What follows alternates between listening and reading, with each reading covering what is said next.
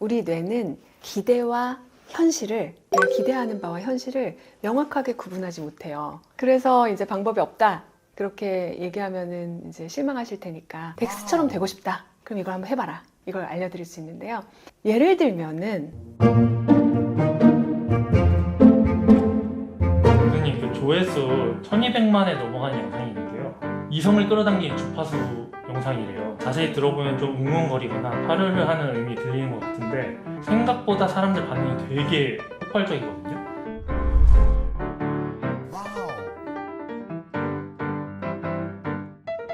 그래서 실제로 이성을 끌어당기는 효과가 있는 것 같다고 댓글에서들 얘기를 하는데 이게 뇌과학적으로 말이 되는 얘기일까요?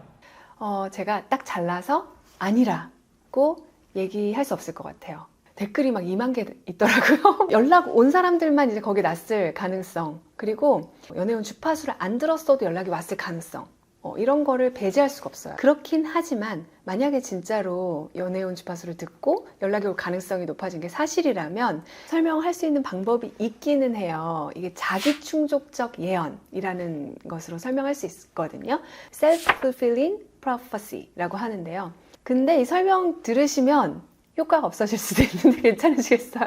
일단 이 주파수를 한 달 동안 꾸준히 들은 거예요. 그러면은 이제 자기의 연애운이 올라갔다, 이제 이런 믿음이 생기겠죠?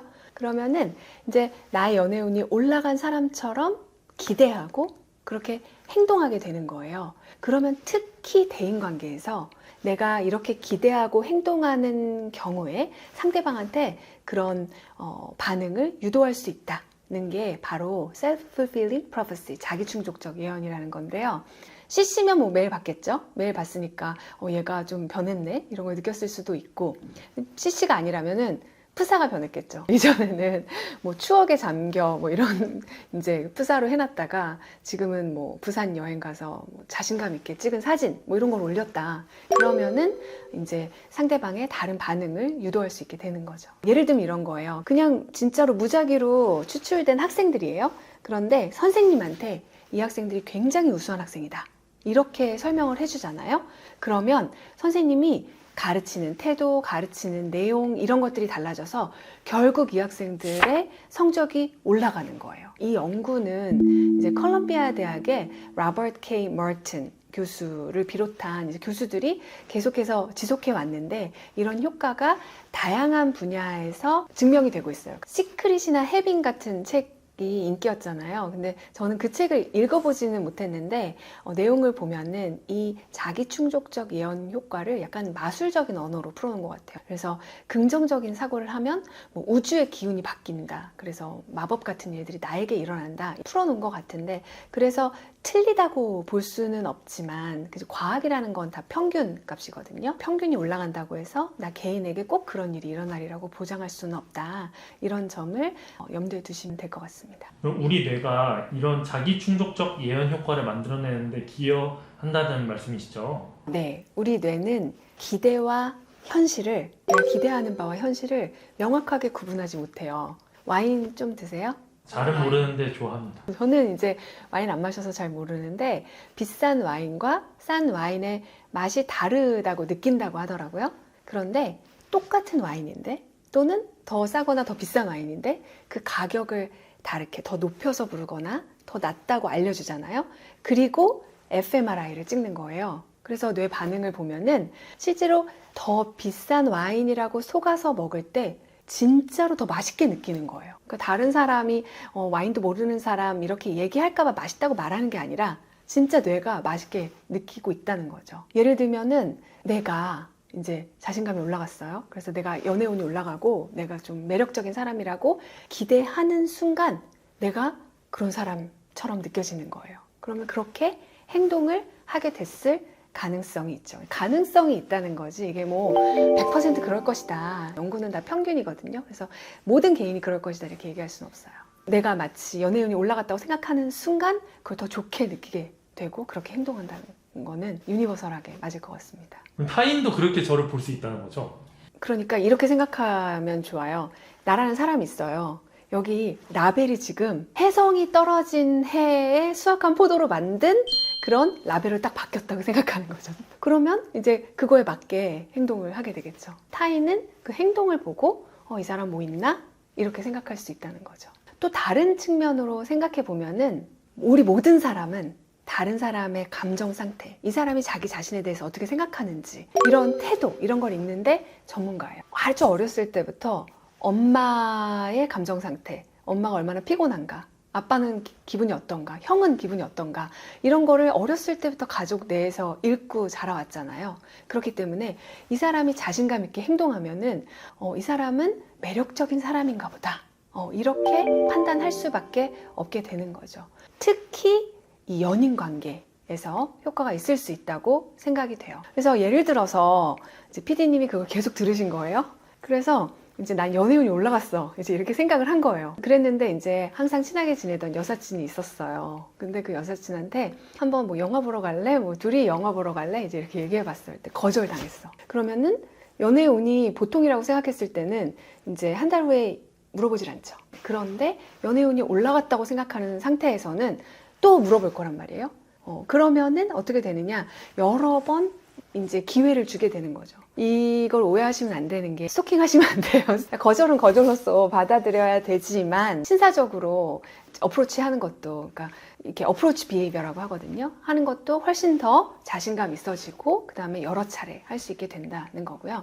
물론 기계적으로 이 연애운 주파수가 잠도 잘 자게 하니까, 잠 잘 자면은 예뻐지잖아요. 멋있어지고 잠도 잘 자게 하고 우울도 좋게 해서 그럴 수도 있죠. 그렇지만 이제 이런 자기충족적 예언이 대인관계에서 작용했을 가능성이 높다고 봐요. 그래서 시크릿이나 해빙에서 말하듯이 나는 뭐 훌륭한 배우자를 만날 거다 이렇게 계속 생각한다고 해서 연애운이 올라가서 훌륭한 배우자를 만나거나 남자친구, 여자친구를 만난다고 단언할 수 있는 거는 아니라는 거죠. 그렇지만 이제 자기 자신에 대한 믿음이 변화되기 시작하면 상대도 그걸 알아차리고, 그래서 자기 충족적 예언 효과가 있을 수 있다는 그런 것만은 변하지 않는 거죠. 주파수를 믿고 연애운 올라갔다고 믿지 않는 이상 효과가 없을 수도 있겠네요. 정말 연애운 올리는 과학적인 방법은 없을까요? 주스를 제가 풀어버렸잖아요. 봉인 해제해버렸잖아요. 그래서 이제 방법이 없다, 그렇게 얘기하면은 이제 실망하실 테니까, 하나 진짜 심리적으로 건강한 사람이 돼서 진짜 매력적인 사람이 되는 방법이 있어요. 솔로지옥 보셨어요? 솔로지옥에서 솔직히 이거는 이제 개인에 따라 차이가 있겠지만 저는 덱스가 그렇게 뭐 큰 미남이라고 생각하진 않거든요. 그런데 왜 덱스가 인기가 있나? 이런 걸 생각해 보면은 덱스와 같은 자신감, 덱스와 같이 자기 자신을 믿는 마음, 뭐 이런 것들, 그리고 그냥 솔직하게 다가가잖아요. 그런 것들을 들 수 있을 것 같아서 덱스처럼 되고 싶다. 그럼 이걸 한번 해봐라. 이걸 알려드릴 수 있는데요. 예를 들면은 소개팅을 이제 누가 나가라고 했는데 주춤주춤 하게 되는 사람이 있다고 할게요. 그럼 여태까지 모쏠이었단 말이에요. 그러면은 뭐 이전 연애 경험 이런 거 물어보면 어떡하지? 그럼 뭐 이제 이런 생각이 드는 사람이 있다고 할게요. 이런 사람한테 사용할 수 있는 방법이 있는데, 언어적 탈융합, 인지적 탈융합이라는 방법이에요. 그래서 탈융합 하면은 이게 너무 단어가 어려워 보이지만 사실 쉬운 거거든요.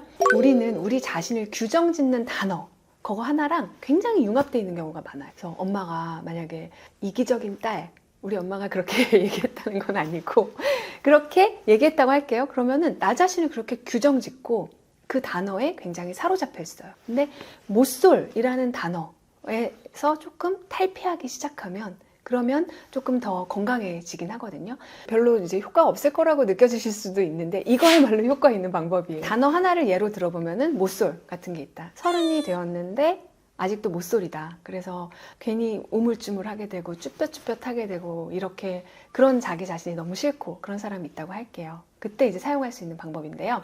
단어 한번, 뭐 예를 들어서 당근 한번 떠올려 보세요. 당근이라는 단어를 딱 떠올리는 순간 당근이라는 언어만 오는 게 아니라 이 당근 어렸을 때 안 먹어서 엄마한테 맞은 기억, 그 다음에 당근의 냄새, 당근의 색깔, 당근의 향기, 뭐 이런 것들이 한꺼번에 싹 오거든요.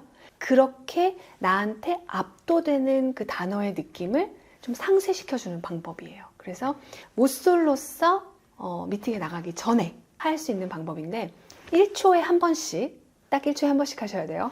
모쏠이라는 단어를 30초 동안 30번 얘기해보는 거예요. 어떻게 얘기하냐면은 자기가 잘 들을 수 있게 모쏠, 모쏠, 모쏠, 모쏠 뭐 이렇게 하면서 이렇게 다양한 이렇게 뭐 인토네이션이나 이런 걸 가지고 얘기를 해요. 그러면 어떤 일이 일어나면은 이 단어는 단어일 뿐이구나. 이거를 나도 모르게 느끼게 돼요. 이 단어는 단어지 나 자신이 아니다. 네, 이런 거를 알게 되거든요. 그러면서 내가 모쏠이라는 단어가 나왔을 때 더 이상 손에서 땀이 안 나고, 네, 그 다음에 머리에서 땀이 안 나고 쭈뼛쭈뼛하지 않게 되는 거죠. 아무것도 아니다. 이건 나를 규정 짓는 단어가 아니다. 그러면서 조금 더 건강한 모습으로 이제 다가갈 수 있게 되고 조금 더 건강한 사람이 되는 거죠. 그렇게 되면은 상대도 매력을 느끼게 돼요. 현재는 현재잖아요. 그리고 과거에 모쏠이라서 뭐 채였고 무시당하고 뭐 친구들한테 매력 없는 아이로 낙인 찍히고 그랬던 그런 과거로부터 단절된 현재가 새로 시작될 수 있는 거죠. 그래서 사실 이게 사랑이 얼마나 중요해요. 삶에 진짜 일과 사랑이 전부라고 하는 사람도 있거든요. 그래서 여러분 다 사랑하기 원하는데 이 연애운 주파수를 듣는 것보다 조금 더 과학적인 방법은 뭐냐면은 이 모쏠 이 연습에서 알 수 있었듯이 그냥 자기 자신한테 조금 더 친절해지고 네, 너무 가혹하지 않게 판단하지 않는 데서 자기 자신을 조금 더 사랑해 주는 데서 사실 상대와의 사랑도 시작되는